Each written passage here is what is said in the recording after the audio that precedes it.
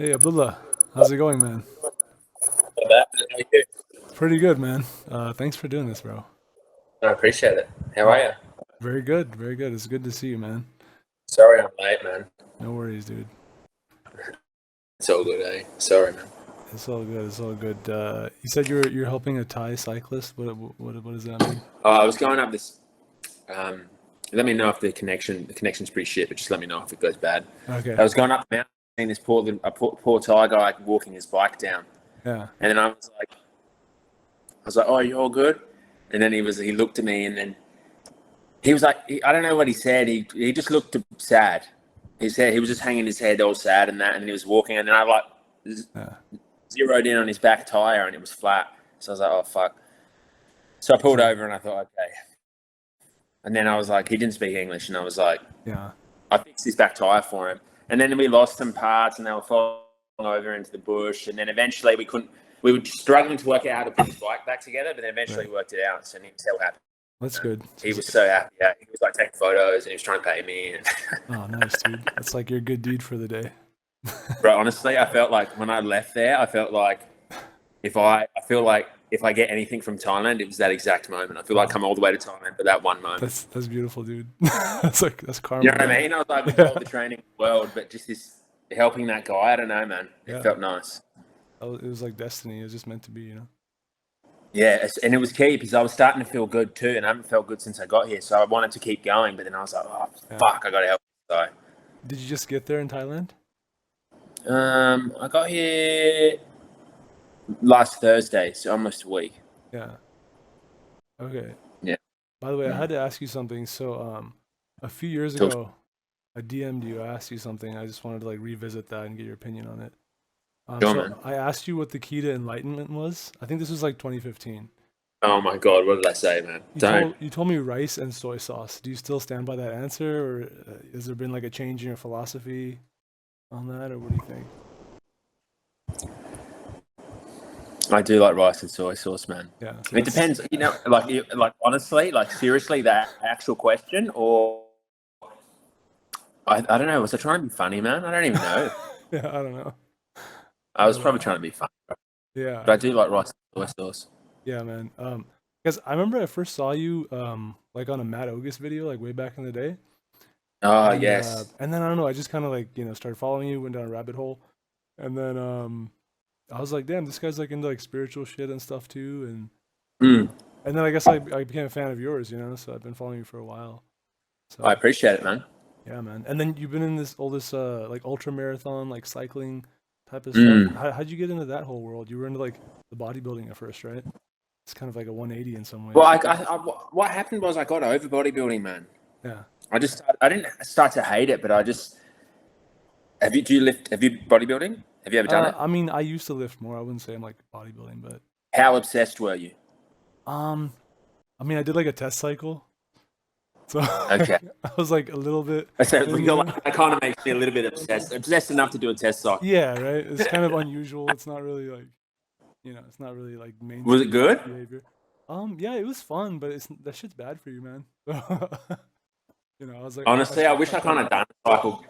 I wish I kind of done it just to experience what it would have felt like, but Yeah, it is dude. what it is. I'm not going to do it I now. mean, you had the aesthetics, like you didn't Uh, need that shit. But no, well, basically, I was obsessed with it probably from the age of 16. yeah, Just before I turned 16, I got into lifting weights.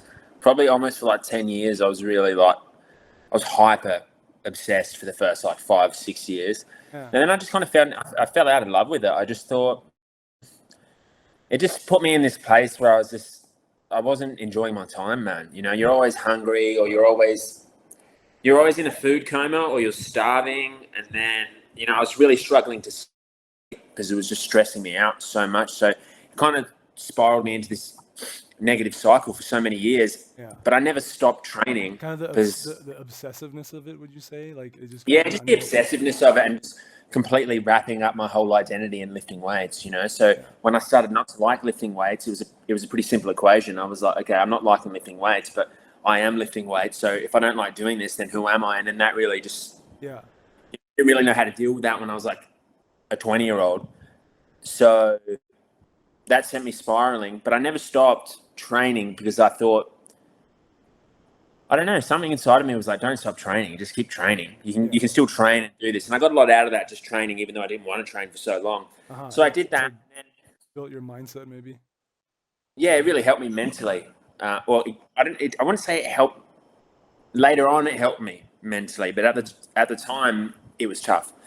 And then I just started riding my bike a little bit, and then, long story short, I ended up filming a race where these guys were doing this type of cycling. Right.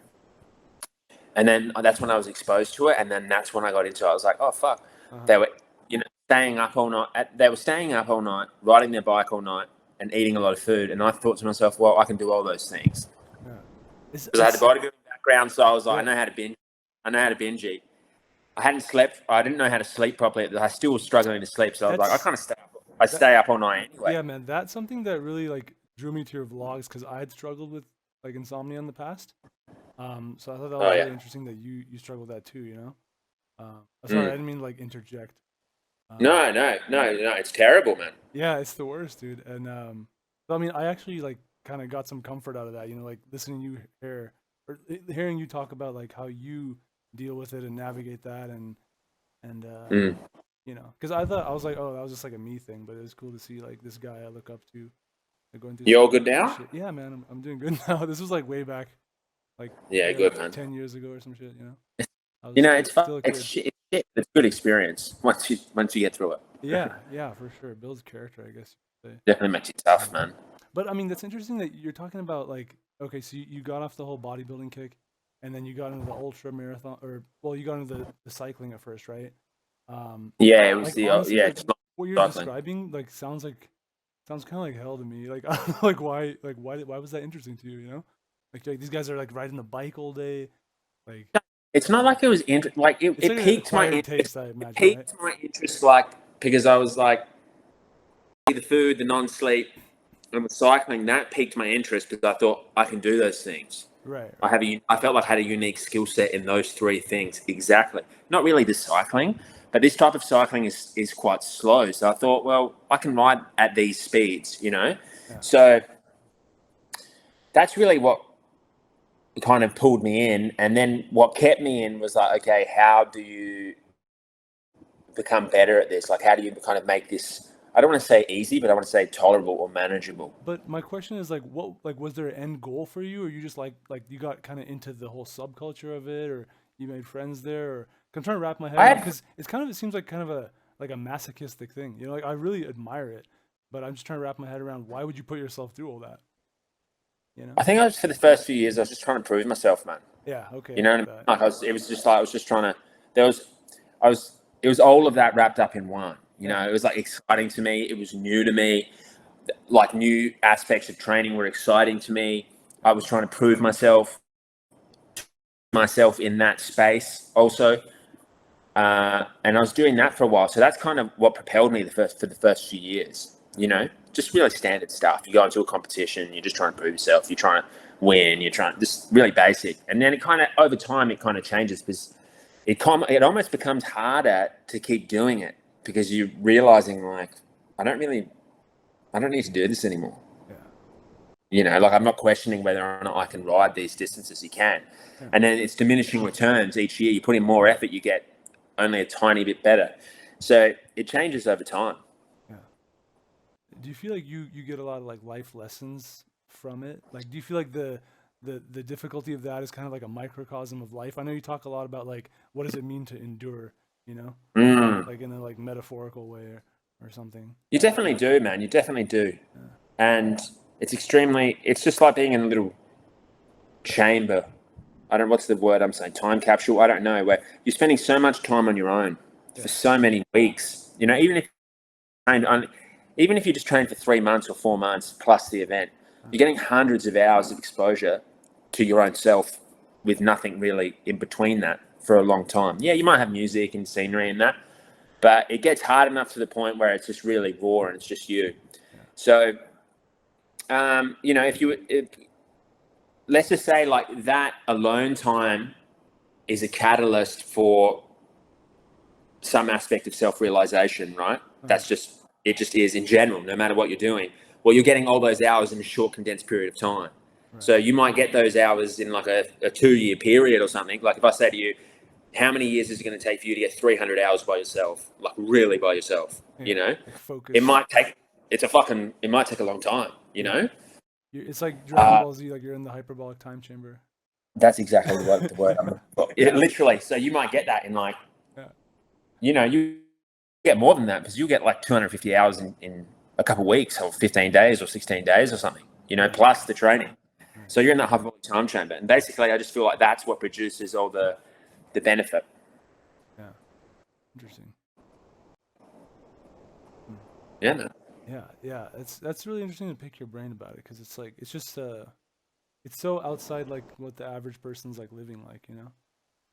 Yeah, it's honestly, man, I don't really think about it too much because sometimes I don't even think about it anymore. I feel like I'm like, sometimes I'm just like, this is where I've ended up. This is what I'm doing. I'm just going to follow it. And then when I'm done with it, I'll just close that chapter. So do you feel like your like devotion to it is like spiritual, or would you say it's more so like you kind of like enjoy doing it and you kind of just see where it's going?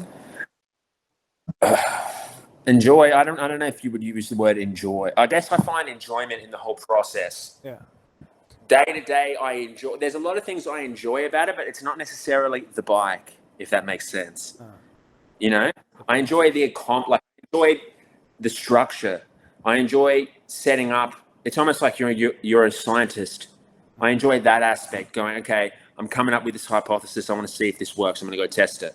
You know, if I do this and do that and eat like this and think like that and do all these things, what result will I get?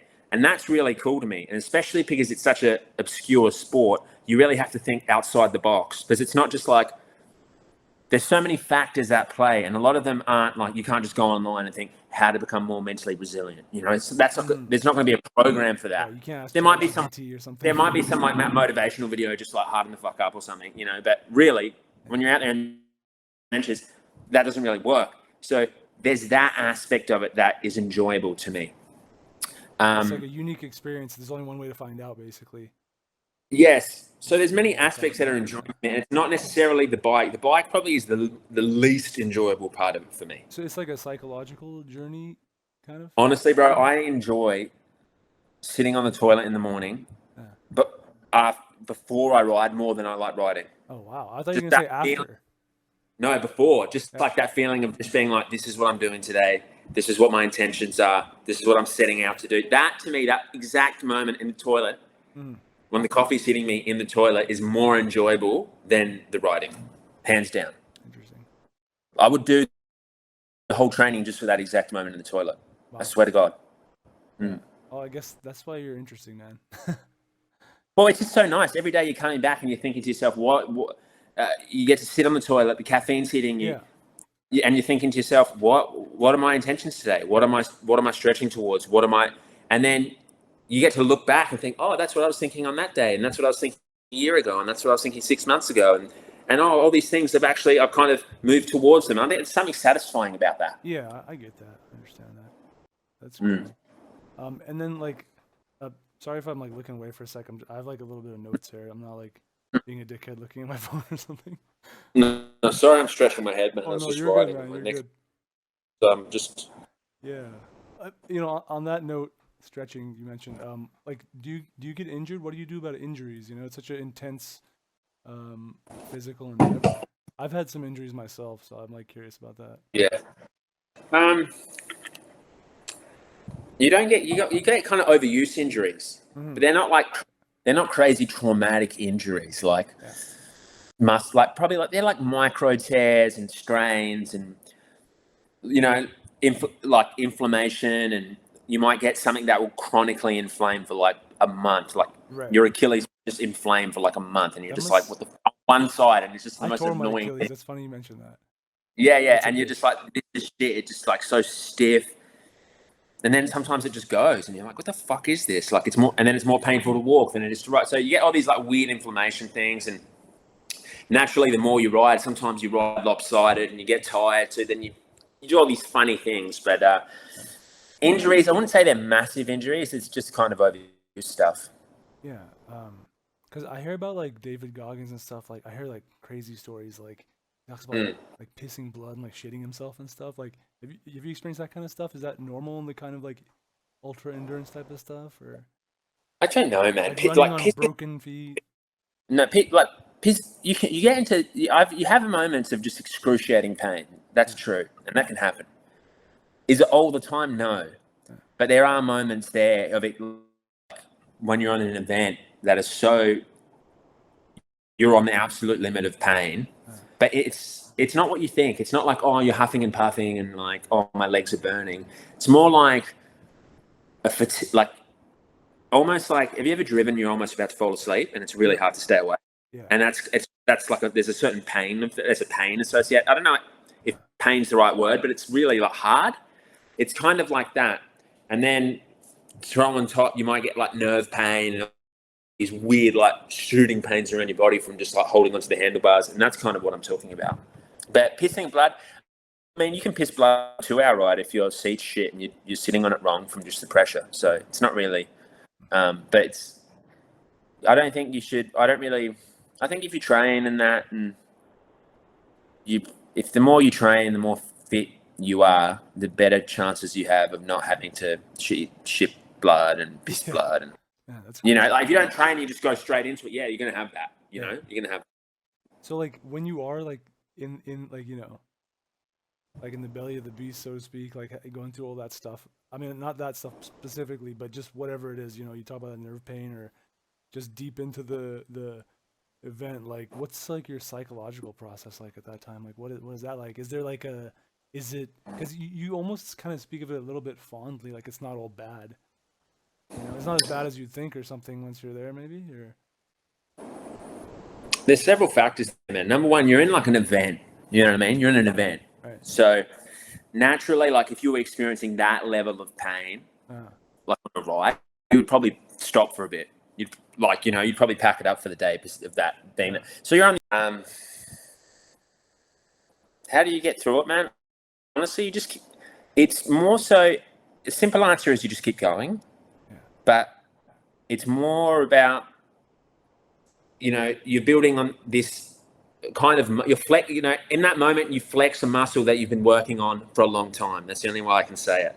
If continuing through discomfort is a muscle, in that moment, you flex that, but you've been training that like week in, week out for months, so just for the average, you say, I'll just keep going. It's like they don't have that muscle isn't strong enough in that moment to get the job done. You know what I mean? Because they haven't been working on that.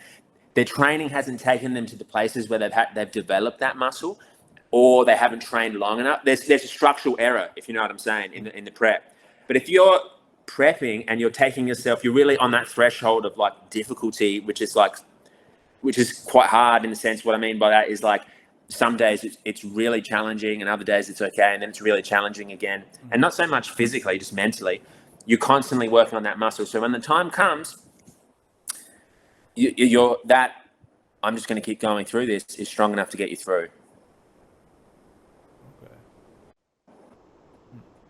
And I wanted to switch gears a little bit, like because I've been following your vlogs for a while, and like I remember like for a while there, you were homeless. Is that right?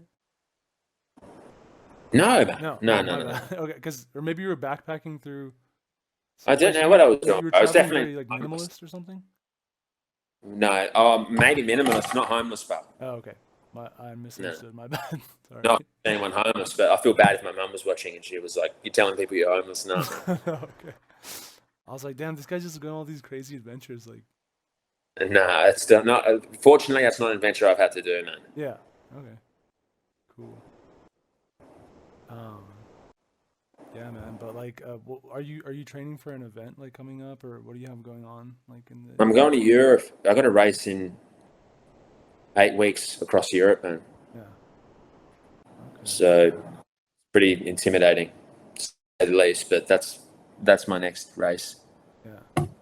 And is that like a longer distance that you've done in the past, or is it similar, like comparable to events you've done before? It's probably in terms of like on-road race, it'll be the shortest I've ever done. Yeah.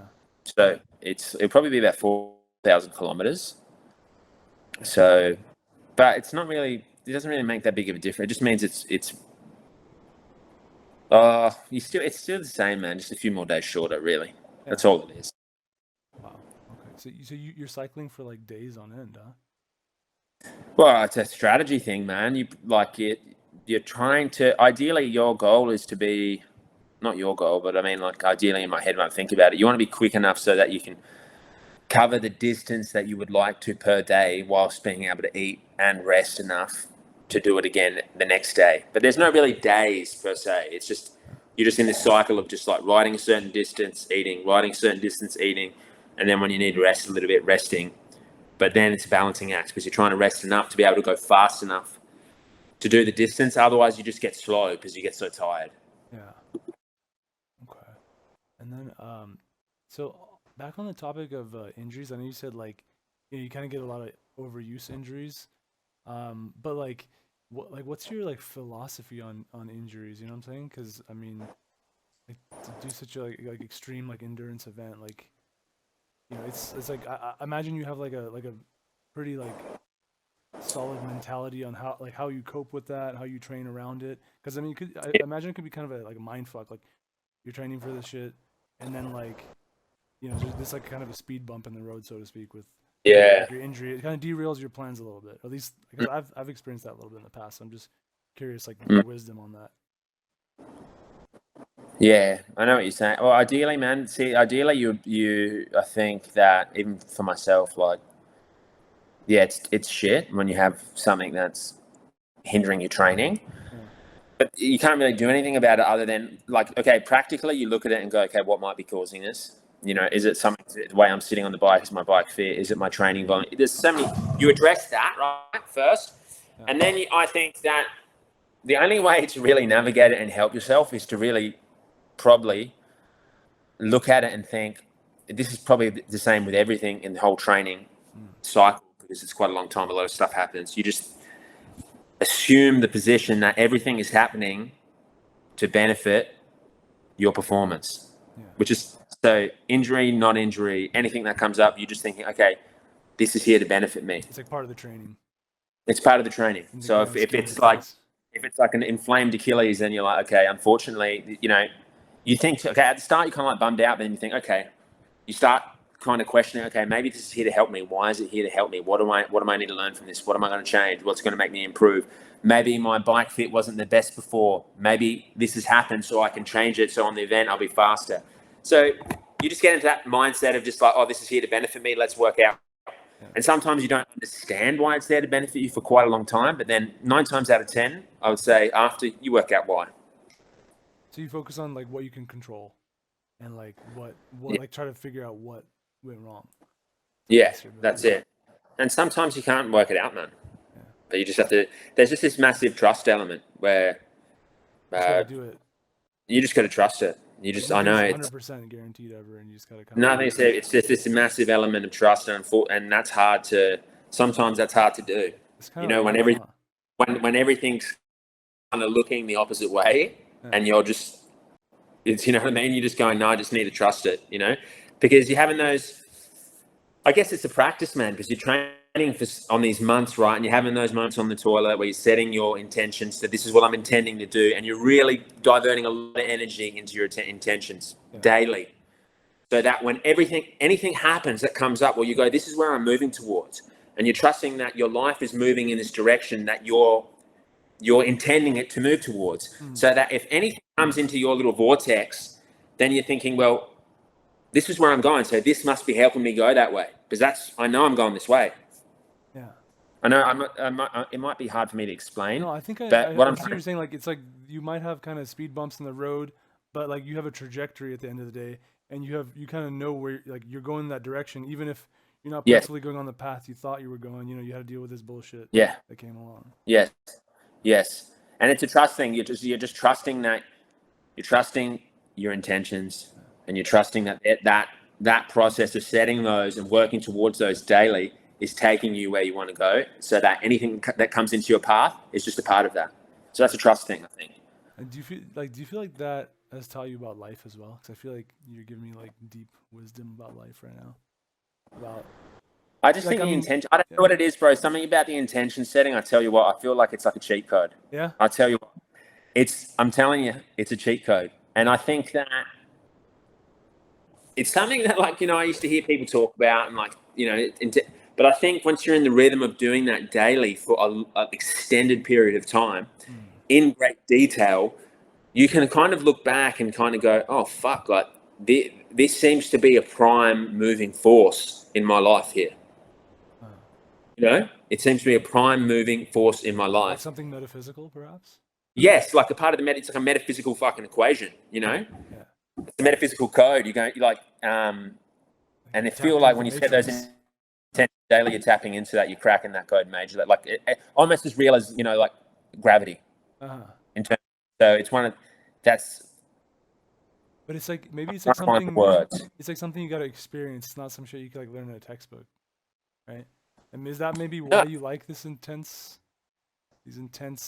like endurance events? Because you get to experience like a part of reality you can't get in a book, you know?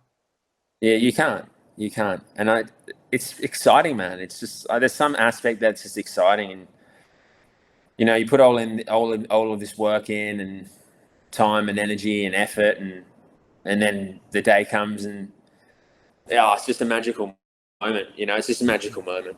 And like, so if you have a big event coming, like, do you have do you like meditate and visualize and do that kind of stuff? You're talking about, like, you know, Visualize. I haven't visualized for a long. Like, I used to do a lot more visualization than I have lately. what do you think about all that stuff? I think it's powerful, bro. I think it's powerful. I think for me, like, there was just, I kind of refined it, because I think the visualizing is powerful. Like, I've tried all of it, bro. Affirmations, visualization, everything you can think of under the sun. And I think the visualization is a good technique. I think the affirmations are a good technique too. I think the best, I just like the position. It's like, this is all I can do. I just do what I can control, do what I can control, set my intentions, do what I can control. And then the rest is up to someone else. It's not up to me. Yeah. You know what I mean? And I just trust that. And I'm kind of submit to that and go, like, I've done everything I can do, but the forces that play, you know, the big forces in the world, they're going to control it more than me. So I kind of just offer that up. I'm like a little humble, not humble, that's the wrong word. Like a little weak person. I'm just like, you know, like, here you go. This is what I've done. And That's just, beautiful, it's enough. man. That's like, I feel like you're touching on the spiritual component of it.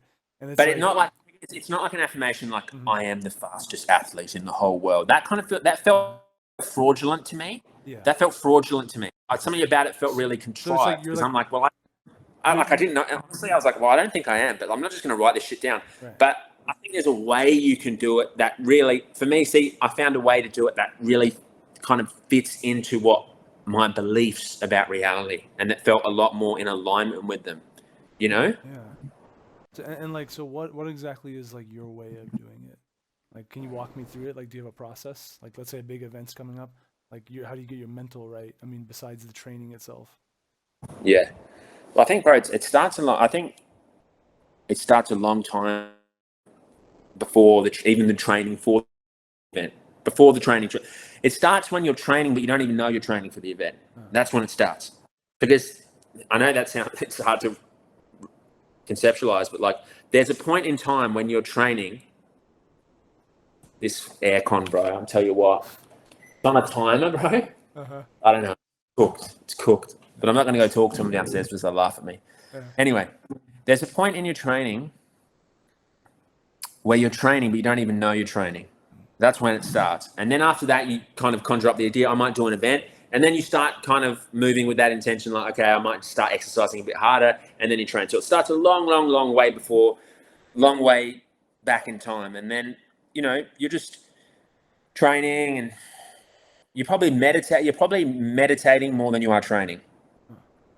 So you're investing more time in that space because you have the energy to. I think that's the first step. So where is that in the process? Oh, well, you're saying you don't even know you're really training at this point. You don't even know you're training at that point. You have no ambition. You don't even have an idea in your head, like how you're thinking. The idea hasn't even been born yet. Oh, I see. Talking about like some subconscious something. And you're probably spending more time practicing formal meditation than you are lifting. Oh, I'm not lifting or cycling. So that's the distribution. And then naturally, as time goes on, you develop this idea that you want to do an event, that just changes, man. So your formal practice kind of reduces to like skeleton, really. And then on the bike and physical training increases, you know? So that's one aspect of how it changes. And then, like I said, man, on that cheat code, just writing your intentions down every day in detail, like an essay. So do you feel like further away from the event, it's more mental, or not even It's conscious? formal practice. It's formal practice, and it has nothing to do with the event. But then closer to the event is when it starts looking more like event-specific training. The closer you get. Event-specific training, and obviously, I think you should set your intentions all the time, regardless of what you're doing. But yeah, I'd say it starts with more formal practice than actual training, physical training. And then as the event approaches, it's more physical training, less formal practice. The formal practice becomes on the bike. Yeah.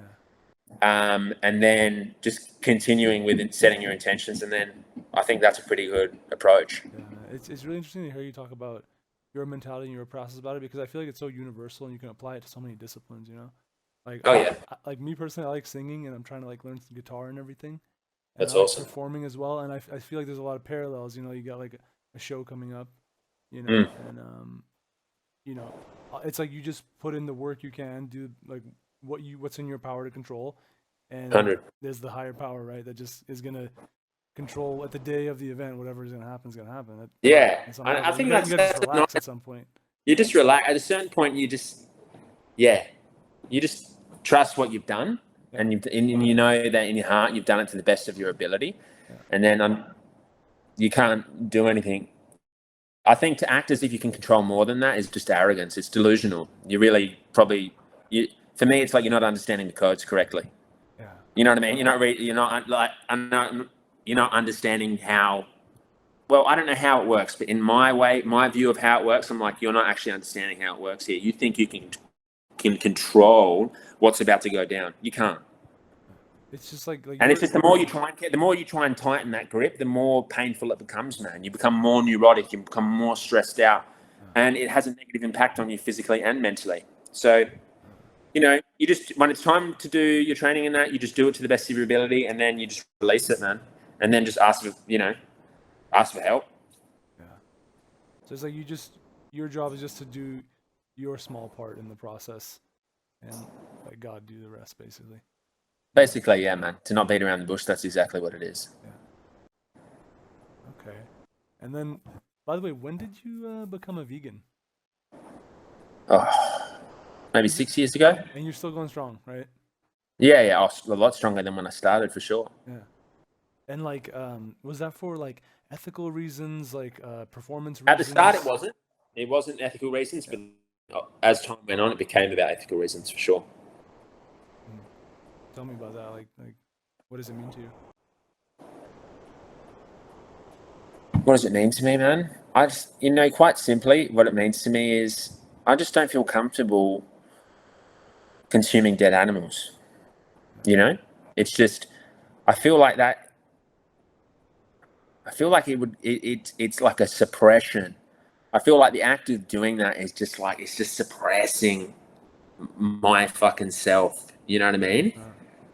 Like, there's a code there. Every time I would do that, I just felt like it was crushing me. Like it was just crushing my consciousness, whatever you want to call it, soul, whatever. You feel like it's putting some kind of like karmic like weight on you or something? Huge karmic weight, man. And it kind of made me feel like I had all these values and things that I wanted to experience with my life.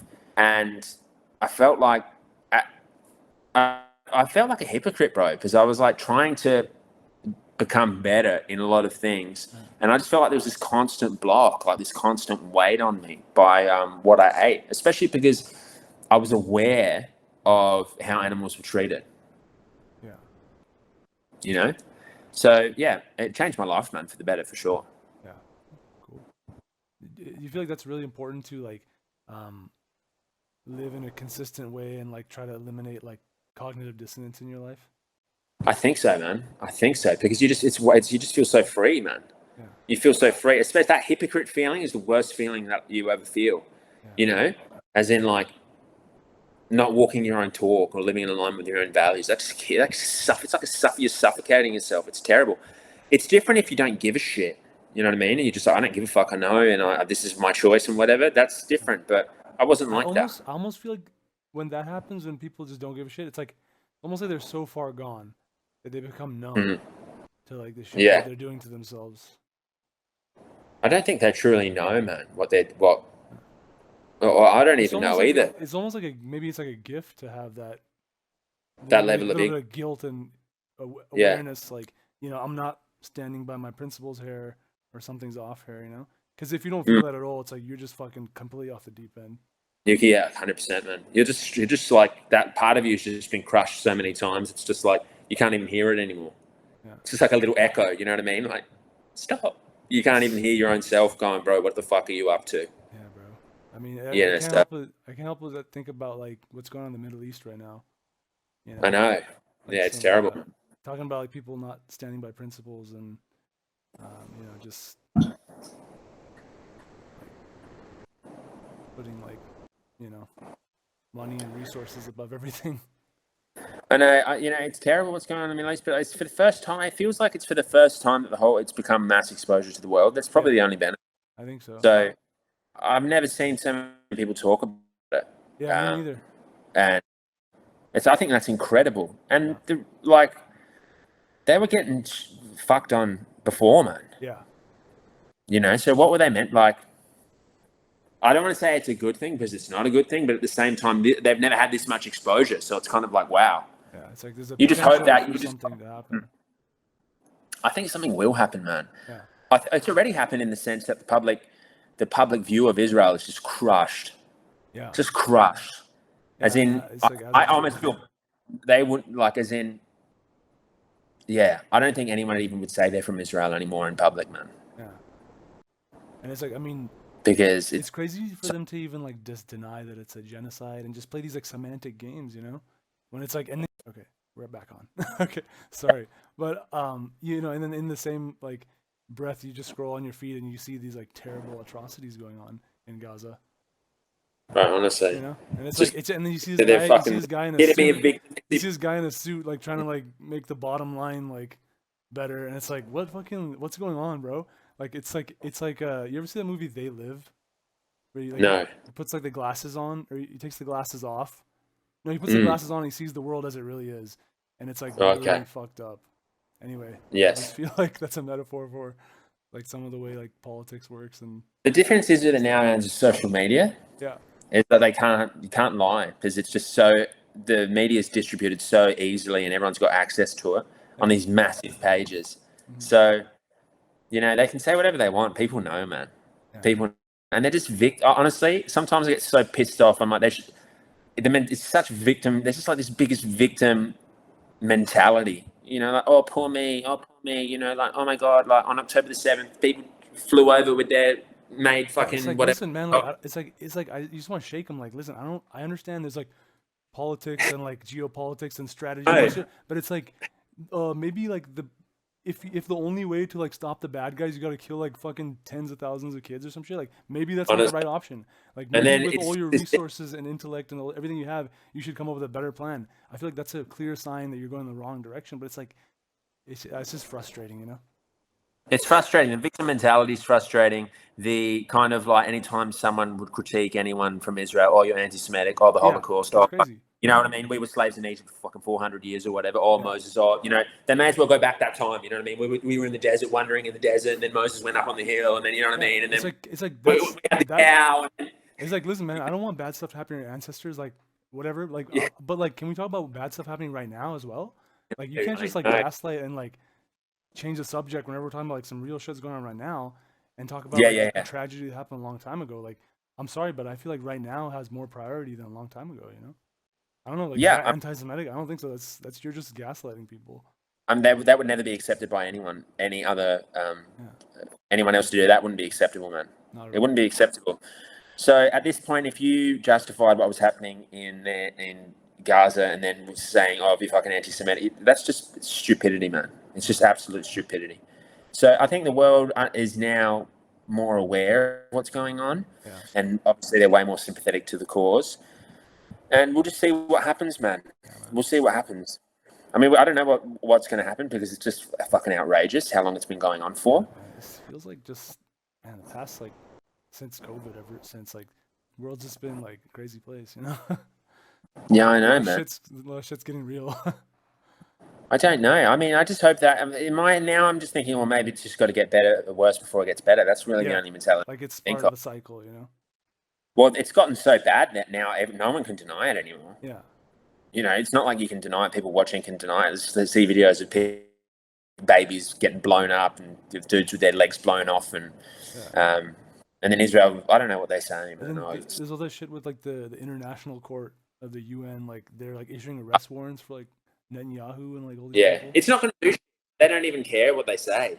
But it's good for the public just to see that it's just they're tyrannical tyrant. You know what I mean? They're just tyrants. You know what I mean? Saying we're coming to arrest, right? We don't give a shit. Right. Because it makes you lose faith in everything. What's the fucking point of the International Criminal Court if they can't do shit? It's a bad look for them if they don't like. It's a hell bad. At least, you know. Yeah. And I mean, like, it's just sad that it's taken this long. Yeah, I mean, part of me is like, you know, like fuck, like they're not doing enough. Like, you know, maybe it's all just bullshit. But the other part of me is like, you know, things like on like a political stage, they make moves like symbolically, and like there's figureheads, and these things, like, even though they seem kind of meaningless, have an impact on the culture, and like the culture like slowly changes when like, you know, these things come out. You know, when the president like says something, like even if he's just a figurehead and he's paid off, and fucking Lockheed Martin is like making the rules behind the scenes, like even though just because he said something, it actually does change things. Not that he's directly changing it, but just the cultural impact that has. You know. Yes, so that's the optimistic feeling I have. You know, like no, you're right, man. Like that dude to come out, even though the restaurant's not going to do it, like they're not going to. I don't think he's going to get served and then thrown into jail. But like the fact that he came out and said, "Oh, we're applying to issue this warrant or whatever," I mean, that's huge because then everyone's just watching that, going, "Holy fuck, this guy's a war criminal." Yeah. You know, they should take him up to fucking. Oh, I could go on, bro. It makes me turn savage, eh? Yeah, man, I get you. It's like, it's kind of a can of worms. You could just. I know, eh? It's gonna be like Nuremberg 2.0, but Netanyahu and his crew. Yeah, man, it's insane. A strange twist of fate. Very ironic that things turned out this way. You know, in the current day and age. Yeah, you know what? It just hopefully they get there's some sort of actual change for them, so that their day-to-day lives change. You know, because the worst thing that would happen is they just go, okay, we're going to stop and just reestablish the exact same border, and then you're just stuck in there again. And I mean, one of the things they do, I heard Jordan Peterson talk about this, is like the way to like subjugate people is like you like do some fucked up shit, and then like you get pressure on you stop, and then like when people forget, you inch, like take another couple inches, and you have this plan, this long game to keep treading on people like that. You know, it's like a psychological like warfare type of thing. He's pro-Israeli. Yeah, I know that motherfucker.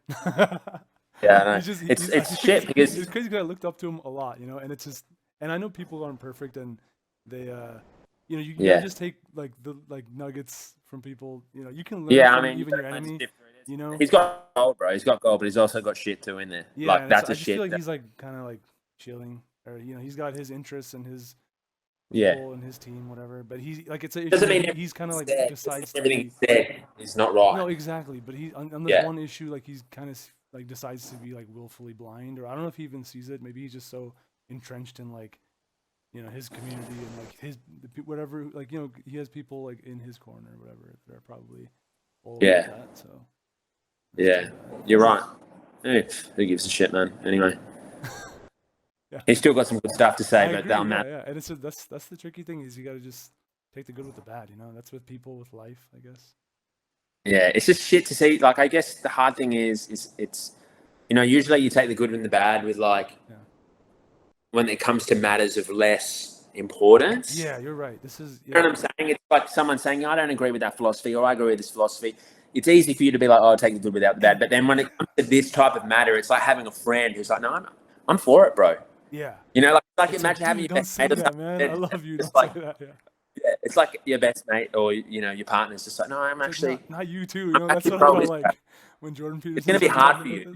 Yeah. You know what I'm saying? So I think with this level, it makes it even harder to be like, you know, I'll just I'll just forget about that and just still. And that's really that's tough, because a lot of people, it feels like a lot of people like philosophizing and intellectualizing about this thing when it's like an issue of like basic humanity. And it's like sometimes, man, you gotta like shut your brain off. Like we're not in a school. Like sometimes just turn your heart on, shut your brain off, like just be a human for a second, you know? Yeah, it's honestly, you don't need to intellectualize or philosophize about it for 1 second. It's just straight obvious. Exactly, man. Yeah, it's just, but we have that culture, bro. You know, that whole like intellectual culture and that. Right, it's like the intellectual, rational stuff is like above everything else. Yeah. Well, these are just war crimes, bro. It's just savage. There's no humanity. It's just that's what it is, and it's just wrong. Yeah, 100%, man. Have you ever done psychedelics? Oh yeah, bro, heaps. Yeah, you have the vibe. Yeah. No, I'm all for psychedelics. I think they're incredible. Yeah, I did a few before, but it was kind of scary. But I feel like it was like a good experience as well. But that's honestly, bro, that was my first 5, 6, 7 experiences were terrible, bro. Yeah. Absolutely horrifying. Oh. Like I was dying every time. But dude, I felt that too. I heard from like friends and fuck, bro, it changed my life, man. I would say it's probably like I'm forever in debt to it in a way. But but just my first experiences were terrible, man, for years. And then, but it really put me on a different path, bro. And I really approached it kind of like training. I was like, what happens if I do this? What happens if I think like this? What happens if, okay, I had a bad experience. Let me spend 6 months working on what I think I received from that I need to change, and then come back. And then it was like, every time I came back, it was still horrifying, but there was just like, I'd have like, if it was like whatever length of duration, there'd be like 2% of it would be like, oh, fuck, this is nice. And then that just got longer and longer. Like and then I'm sorry, no, continue. I'm curious. No. And then you have those experiences that ultimately that's why you've gotten into them for, you know, like the God experiences and like just everything you've ever thought about getting from that, you kind of like I've seen people that don't approach it at all with like the kind of like mentality that we're talking about, like the whole spiritual mentality. I don't know if they're just wired different or what's going on, but because I have friends that have done like huge amounts and like they're like, what are you talking about? I don't have anything like that. They'll just be like, you know, I just saw like a dragon and like I saw cool colors and stuff and I had a good time at the rave. And I'm like, what? Like, I think it's almost like, did we do the same thing? Like, what are you talking about? Like, well, it's highly dependent on you, bro. See, I've had probably same questions. Me and you are probably similar in the sense that, and I've received those lessons in the trip, bro. See, I get scared to the point I feel like I'm gonna shit my pants every time. Like it scares me so much, man. It's unbelievable fear. I can't even put, like, you're about to lose your mind. That's the kind of fear. And my mind will throw every single thing at me that you can think of to not do it. Like, I have this period of time where I'm like, this is the greatest thing I'm going to do ever. And then the last week, 2 weeks, it's just like the mental chatter, bro. It's just like someone in my ear just being like, fuck you, man. You're going to go insane. Like, this is what I literally hear in my head. Like, you're gonna kill yourself, like really crazy shit. And I'm just like, and I'm just like, and I'm just like, I'm about to shut you down, bro. I'm doing that now. Fuck you. You know, like, but that's it, because it almost feels like a part of you is like, no, I like the way I'm living. I like my structure. This is who I am. And you're about to go jeopardize that. And it's just like, do not even think about it. And it tries to shut you down. If you can call it your ego, it's just like, no, I like how we're thinking and rolling now and the program we're running. And it will do anything to sabotage it. That's a whole nother topic. But anyway, back to my point. Some people don't have that. And I used to think like you. I said, how these people, I see people on fucking Reddit, they're like, oh yeah, I just smoked weed and then had 2 tabs of acid and then have 5 grams of mushrooms and then smoked DMT and it was a great time. And I'm just like, bro, if I did, honestly, I'd go to hell. Yeah. I'd be trapped in hell. I think so. But see, I think it's relative to what you want to get out of it. Because I think what I took from it was like the fear, that feeling and the fear is such a critical, overcoming that is such a critical part of the journey for myself. And there's so much benefit on the other side of that. And I feel like if you don't have that, you might not get that benefit because it's just easy and whatever. And there's nothing to overcome. So for me, I was like, no, this is, because it's all relative to my own mental space. I was like, it was almost like they were saying to me, bruh, this is exactly what it needs to be for you. It needs to be hard. You need to get scared. You have to overcome that. Again, And like it's happening yeah, for man, you, not to you. Right? it's happening for you, and everyone else is different to you. So you can't even compare what they're up to because they're not going to get what you're going to get out of it. Not saying that they're not getting anything great out of it. They might be getting the best shit ever. Yeah. But for you, it's all created for you. Yeah, it's weird how it's so universal. Like you can talk to people about it and they're like, yeah, I had that too. But then it's also paradoxically so customized and so individualized to you and your subconscious and all the shit you've been through, you know? Bro, it's a gift from God. How can it be It's a both gift from things? God. It doesn't make sense. That's, It's like beyond like the rational, like your mind can't understand it. you can't put words to it, bro. Yeah. There's no words. It's like first time you have those experiences, you know what I mean? You have those moments where you're trying to conceptualize this thing that's unconceptual. Yeah, it's like, maybe that's a mistake to begin with to try to. Yeah, 100%. It's a mistake. And then it's like you're trying, it's like this thing on the end of your tip of your tongue, and you spend all this time. It's like you spend your whole life trying to taste sounds. It's like wasting your time completely. But then there's good you're gonna taste surrender. Doesn't matter how much of an expert you become at tasting things, you're not gonna taste the sound. But we spend our whole life, bro, living in this like speech and just describing and analyzing and talking and this, and then you're having this experience and you're trying to approach it the same and like put it into these words rather than just being fucking like, oh my God, I'm just gonna like be the rules here. are like different in that realm, you know. 100%. It's a being, bro. I know it's hard to explain, but it's like a flowing. I'm just using words that come up in my mind. It's a flowing. It's a trusting. It's a being. It's a presence. It's a letting go. It's more of that than it is. And let me sit here and analyze what I'm looking at. You know, it's so weird because like day-to-day life it conditions you that you must analyze everything. That's how you get ahead. But it's like there's areas of life, this being one of them. I think some of the arts as well will show you that like there's you thrive when you turn that part of your brain off and actually do the opposite in some things. You know, when you let go, and you don't analyze and you flow with things, and you're just in the moment instead of thinking like 10 steps ahead, anticipating things. Yeah, bro. Oh my God. Oh, so true, man. I just, my hope is that everyone would have an experience like that, man. Like great experience where they get to probably experience their own nature, man. Really, who we actually are. That's my belief, at the core, and see that, and then feel this connection, this love. There's this love that you feel. It's indescribable love for the Creator. You think we are all the same being? I definitely feel like at the core.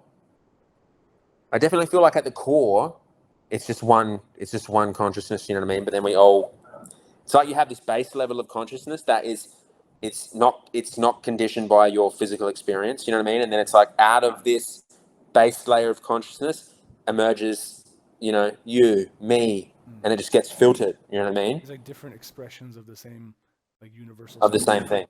Yeah, that's what I believe. Yeah. I don't know, bro, but that's what it feels like for sure. It makes sense too. You know what I mean? That there's just this like, there's this base consciousness, and out of this base consciousness, it expresses in millions of, 8 billion different ways. Yeah, bro, that the love feeling is just like being at the feet of God, and you're just like, I'm in love with you, man. It's like meeting your dad for the first time, but it's like this dad. But yeah, I know. But there's this feeling like there's this presence that you've just wanted to be with the whole time. You know what I mean? And it's it's indescribable, man. It'd be stupid of me to even try and describe it because it's beyond the point. Yeah, and I'm gonna go back to my rational brain for a sec and like play devil's advocate for a sec.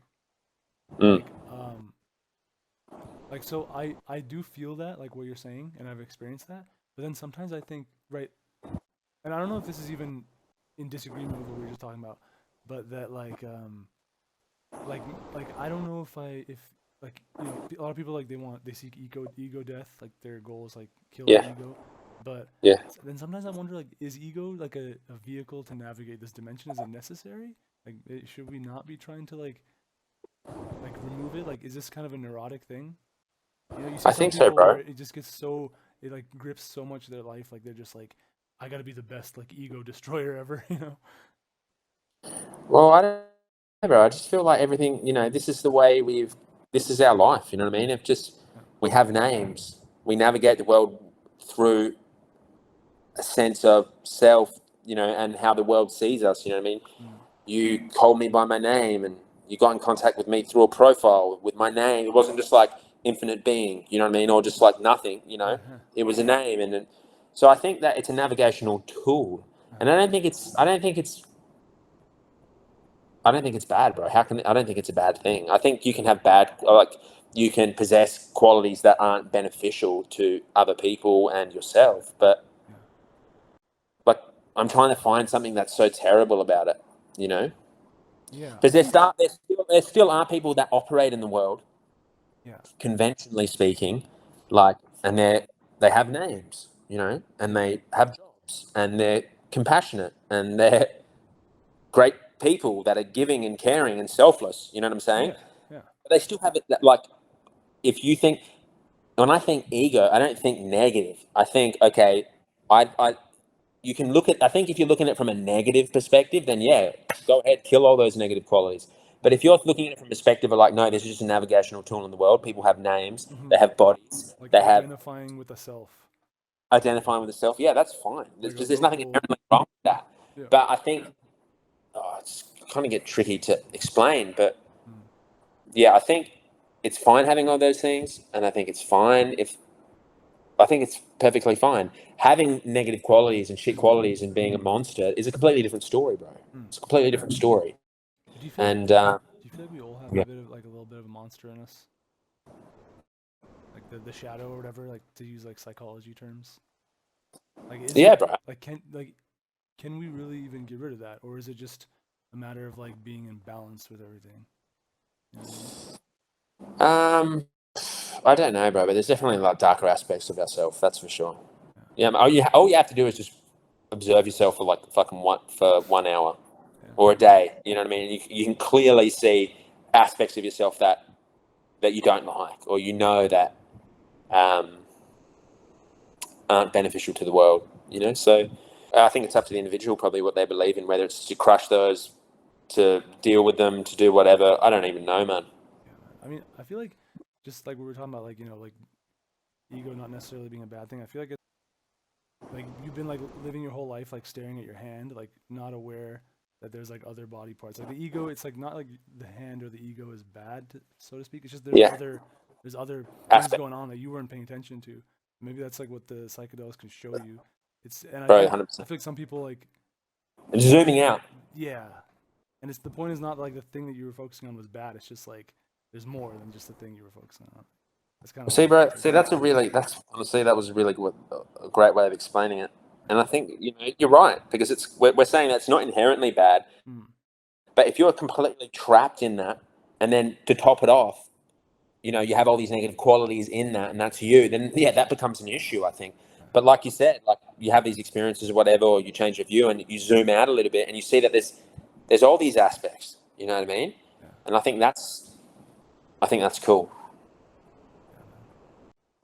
To not be completely entrenched in that identification, because that's not who we are. That's an aspect of who we are, but I don't think that's who we are, Yeah, brother. Yeah, man. Well, I feel like we covered a lot of topics, dude. Been a good chat. It's been real, man, and it was everything I hoped for and more, man. And it's just good to chat with you, man, honestly. Yeah, bro. Likewise. Good chatting with good people. I appreciate you, and yeah, man. It's been great following you and talking to you, and yeah, man. Oh yeah, sick. Let's stay in touch. Where do you live, man? What place in where in America? Yeah, I'm in California, Riverside area. Where's that? Where? It's like an hour from LA. Is it good? Is it nice living there? Yeah, it's nice. I mean, I'd rather like live on the beach, but I'm like 40 minutes away from it. So this is like a little bit more affordable. Yeah, nice. It's close enough where you could get to LA or the beach or all the cool, fun places to go. So.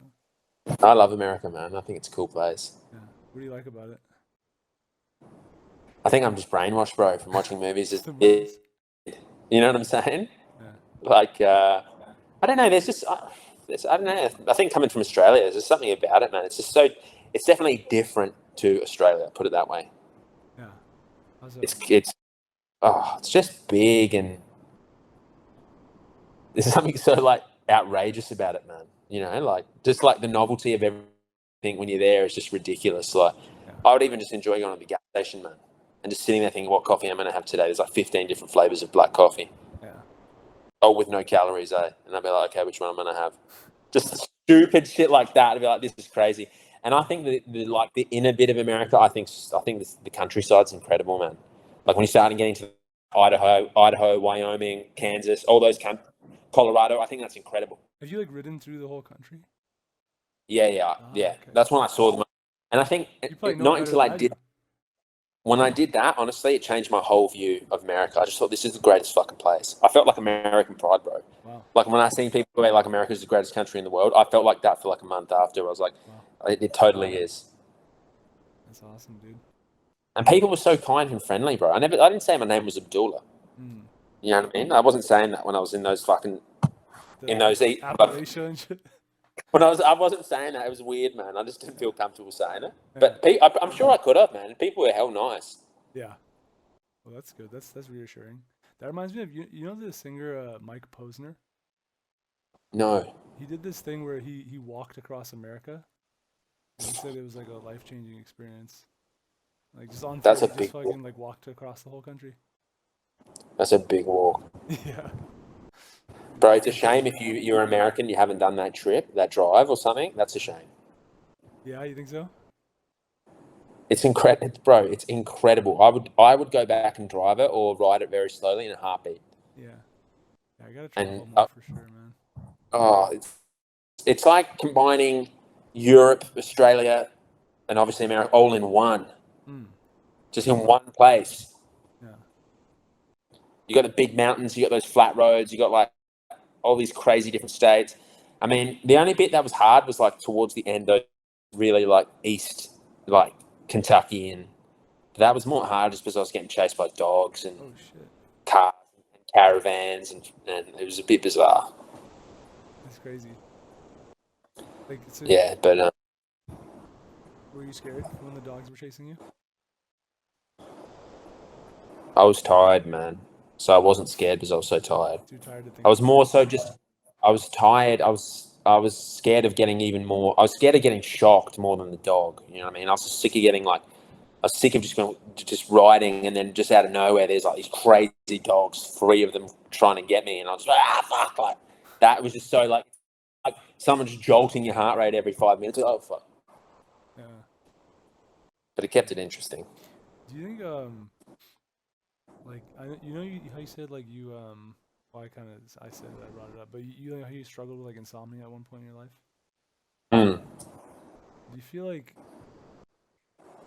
that has something to do with like a spiritual awakening to get like all like metaphysical in you? You know what I mean? Like is it like a coincidence that like you had trouble sleeping and like you There's no coincidence. You seem like a very like spiritual guy, like awake, so to speak, you know what I mean? Definitely not awake, but it's definitely not a coincidence. Okay. Definitely not a coincidence. That's some of my like crazy thoughts sometimes. I'm like, damn, bro, I'm the chosen one. We're all the chosen one, bro. Yeah, man.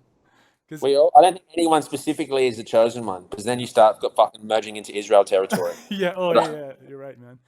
We're the chosen people. You know what I mean? It's weird as fuck when people say that. Right. But I think we're all the chosen ones. You know what I mean? And I think everyone's. I just think it's almost like our lives. I don't even know how to describe it, bro. It's like, see, I looked at insomnia and all those things. It's like that was just another part of the path that's leading me to that ultimate, what I'm trying to, maybe what our mission here is on planet Earth. You know what I mean? If that was just to come into contact with your true self and kind of do what we're talking about, that zoom out, then that definitely helped me. Yeah. You know, because it just shattered that whole concept of who I thought I was. It just destroyed it. Yeah.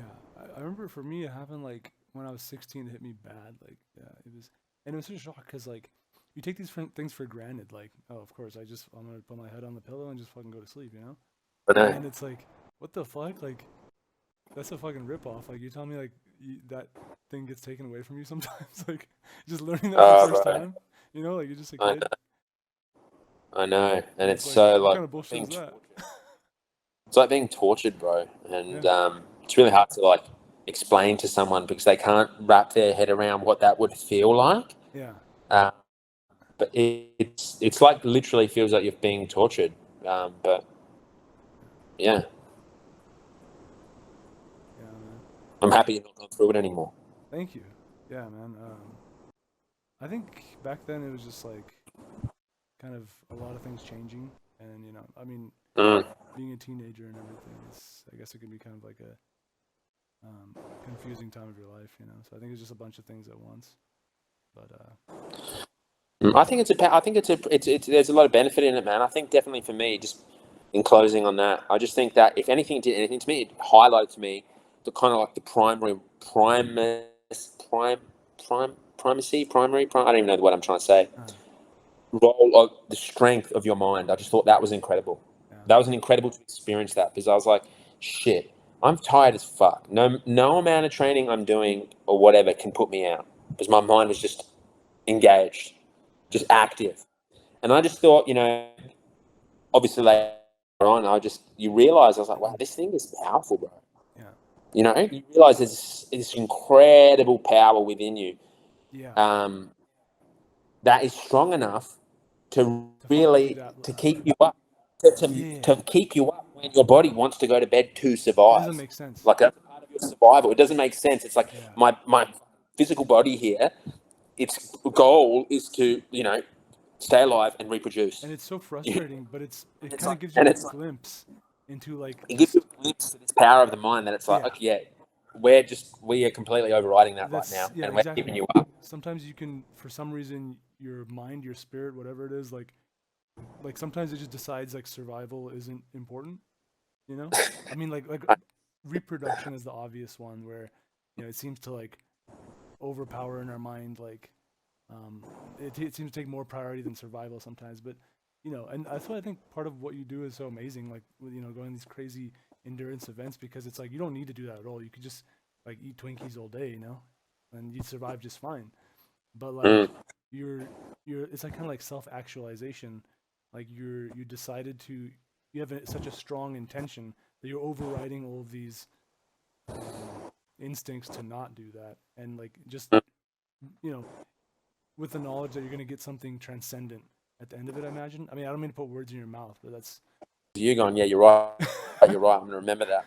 That. Dude. It's something like that, bro. Honestly, it's something like that. You feel like Frodo Baggins going to Mordor, man. Yeah.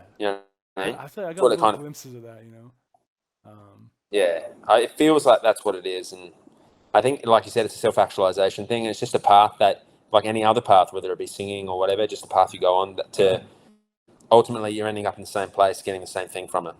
Yeah. That's how I look at it. For me, it's just I've fallen into this, and it's not something I conjured up. You know what I mean? It's not something I was like, I'm going to go do this. It just happened. So I'm just going with it. It's like your destiny, and you just found that out. It feels that way. It feels that way. Yeah. I like that word, destiny. It's an exciting word, but yeah, man, it feels like that. Yeah, I feel like destiny is a train ride, and free will is the stops you get off on. But you're always going to get back on the train ride. You know what I'm saying? It depends in this life or the next, bro. I think that's I do believe we have a destiny, man. I do believe it. I do believe it. I like, is it like, like exact? I don't know. But I think there's definitely some sort of path that's there for us to walk. Yeah. And I think everything's kind of pulling us into that. And I think the further we get away from that, the more uncomfortable it becomes. Yeah, like getting off your path. Yeah. I think when you're off the path, man. It's definitely not a nice feeling. When you're not acting like yourself, or... Yeah, it just feels terrible, man. But who knows, man?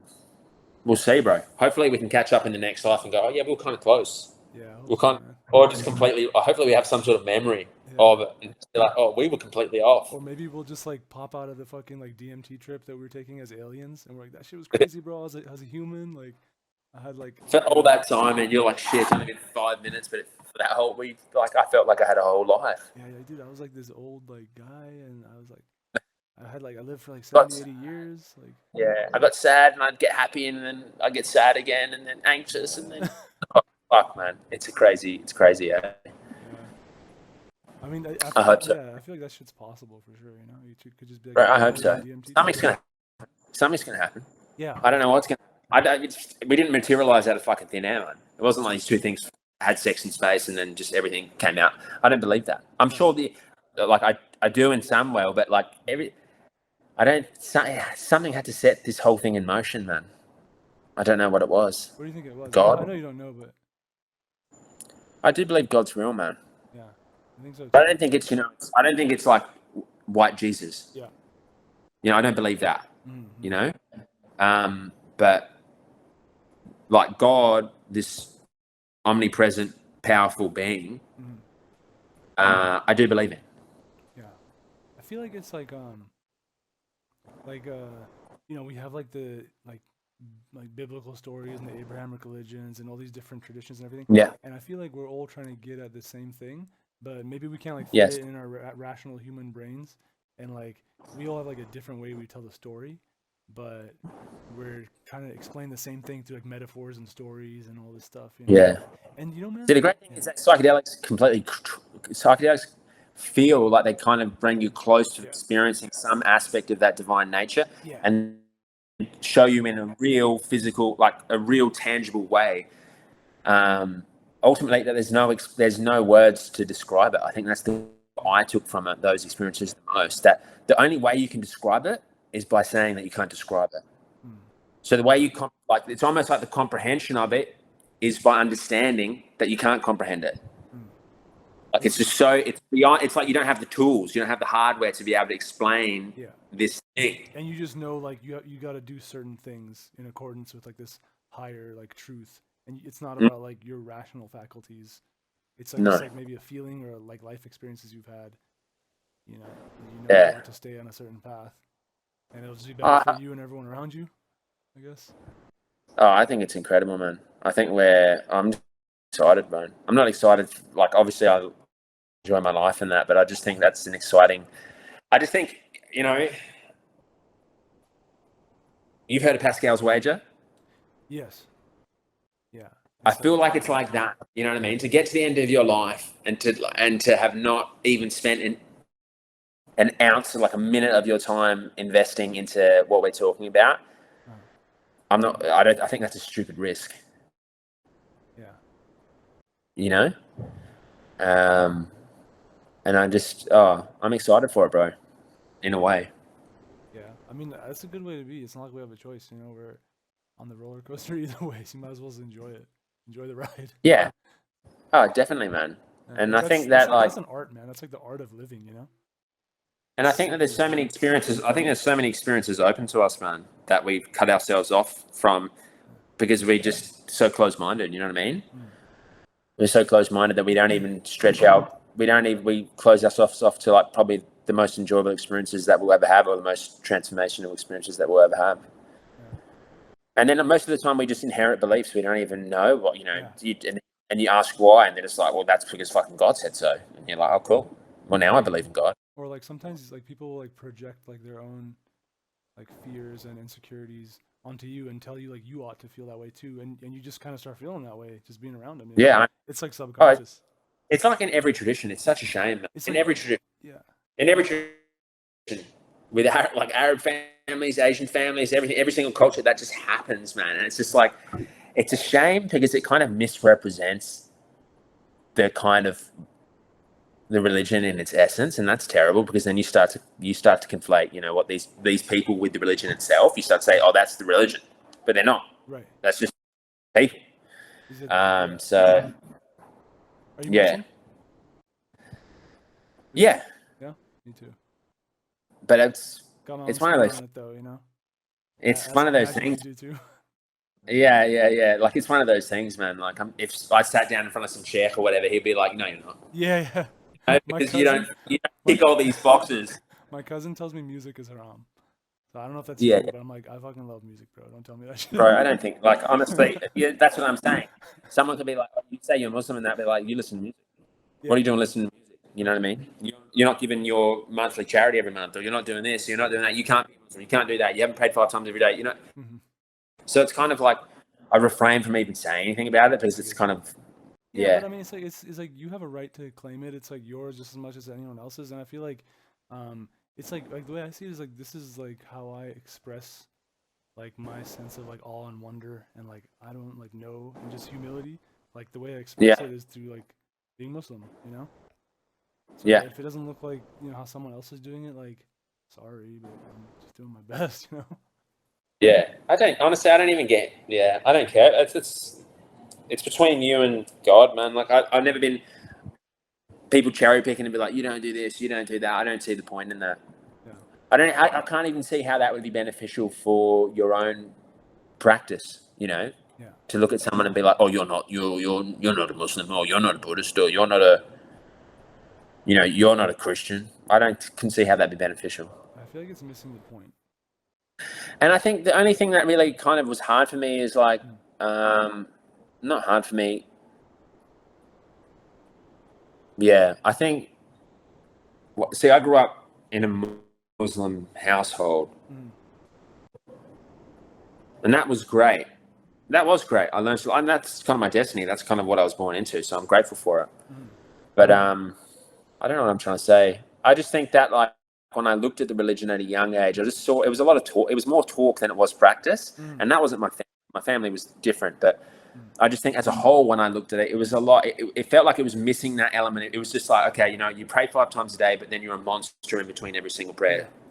You know what I And mean? it's like let's integrate the lessons that the Yes. traditions are teaching us. Don't like separate them, you know. It's like doing a bunch of acid and then like you just like don't you just be a shitty person afterwards and then you're Yeah. like I'm a spiritual guy. Like no. And then I think too, stepping outside of the religion and looking at other kind of traditions or religions and practices, and that was really beneficial for me because then it kind of the more you went out, right, it looked like there was obvious differences, but the more you investigated, they all come to this like one. It's like they're bringing you to the same place, Yeah. And then you can come back into the religion and kind of look at it and go, and you start seeing other practices in other religions. You're like, oh, there's like some coherence here. They're all bringing us, whether it be prayer, sitting meditation, whatever it might be, they're all bringing us to this one place. And as you investigate more, the similarities get more and more and more and more.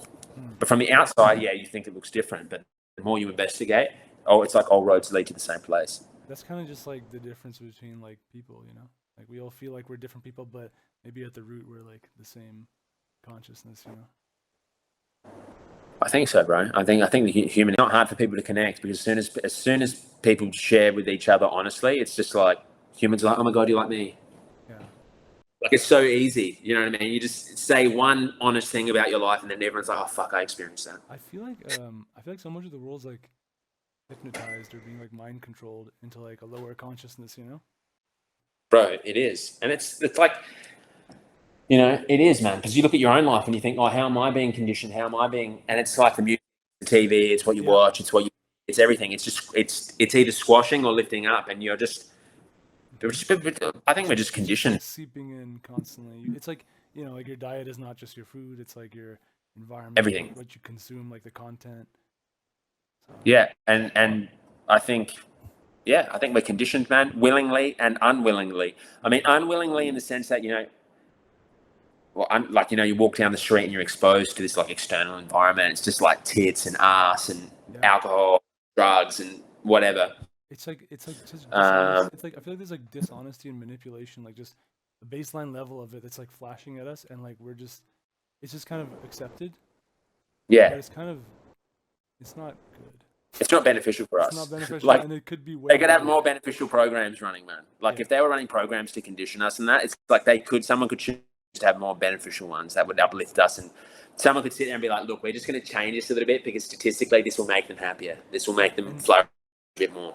I feel like it's crazy that it's just like it's like accepted that like you like flash advertisements in front of kids that like they should fucking eat this cheeseburger or like fucking make your parents like buy this thing or whatever, It's just like it's so insidious, like especially the marketing towards kids, and they're so like ill-equipped to deal with that kind of thing. They just fall straight into the trap. Yeah, man. Oh, you got to watch out, man. You got to watch out. You got to protect yourself in a way because it's easy to let these things seep in, and then before you know it, you've just inherited shit that's not even yours, man. You don't even know why you feel bad, but you're listening to trash, you're watching trash, you're eating trash, and you're just complete junk. You know what I mean? And physically, you're destroyed from it, and then spiritually, you're also getting destroyed from it. You're just squashing your inner self to it's just fucking voiceless. Yeah. So I think that's our part of, you just got to be on patrol. Really, You've got to be on patrol. And it's easy to get sucked into shit that's not good for you, man. Or like, you know how it is with food or whatever. It's just easy to get sucked in. But that's part of the challenge, man. I think so. That's probably a part of it is learning to overcome that. Yeah. Yeah, man. It's deep wisdom, bro. Appreciate it. Yeah, you shared more wisdom than I did. I got a lot out of that, man. Oh, It was good for me. I'm glad, man. That's good. Well, I did. it goes I both did, man. ways. No, I got a lot out of that, bro. It's good to keep it fresh in the. Yeah. Oh, like watching someone. You ever watch like Iranian people lift weights and that, like in weightlifting? Oh yeah, man. Like that guy, Reza Zadeh. That's like, I that's don't the know. guy, right? He's like the world champ at like weightlifting or something. I just love that, watching them do clean and jerks and that, and as soon as they catch it, like mashallah, mashallah. Yeah. That's so good to hear, man. But yeah, bro. No, it's been a good chat. Yeah, man. Oh, I appreciate you, man. I'm gonna get to bed. No, yeah. I work in the morning. And, Where are you working? Oh, I'm a social worker. I work at a medical. Oh, sick. Yeah, so it keeps me busy, you know. And You'd be a good social worker, man. I'd like to have you as a social worker. Yeah. Well, thanks, man. Who do you work with? That. Huh? So you work with everyone, all types of people? I mean, we work with like mostly like homeless people, like people with like drug addictions. Nice. Yeah, people that go to the hospital often. So there's like certain like populations that we focus on, you know. So a lot of just Sick. checking in with people, like connecting them with resources, like just helping them like navigate the system and stuff, you know. And you know, sometimes I have like a heart to heart with people, you know, when they need it. So. Yeah, you drop the wisdom on them, eh? Yeah, bro. I hope so. You know, once in a while, like. That's so good. Just like Salt Bay, you know, just giving a little bit. Yeah.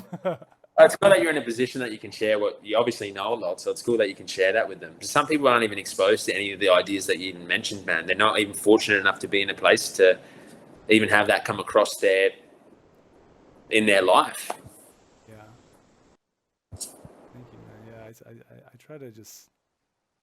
Yeah, I think it's good if you get a chance to help people. You know, even if it's like a little thing. I think it's good for you. It's good for them. It's like the saying, like what's good for the bee is what's good for the hive. You know. Facts. Not to be like patting myself on the back like I'm fucking Mother Teresa or some shit. You know. But No, I reckon you're right. I just think it's one of those metaphysical equations again too. You know what I mean? Yeah. Yeah. Like it's just reciprocal. You know, the more you help, the more help you get. 100%. Okay, brother. Well. Yeah. Talk to you another time, perhaps. Yeah, man, I enjoyed it, man. We'll do it again. Yeah, man, that'll be awesome. Okay. Yeah, totally, man. Yeah, best. We'll best catch up wishes. after the race. Hell yeah, we'll see man. what happens. Yeah, I want to hear how it goes and like you know all your new wisdom you got from all those other dimensions you travel to in your mind when you're on these crazy. You see me on mushrooms day on day. Huh? You see me on mushrooms day 4 riding. Yeah, bro, just pupils like dilated, like max. Dilated as fuck. They're like, what's happened to this guy, eh? Your pupils are just gone. You know, there's like beams of light like coming out of your eyes and mouth. Rainbows. Just you're levitating like across the finish line at the end. Oh my god, man. I thought about it, but no. No. Okay, man. All right, you have a good one, bro. Do it, bro. I appreciate it. Thank you. Likewise, man. Peace.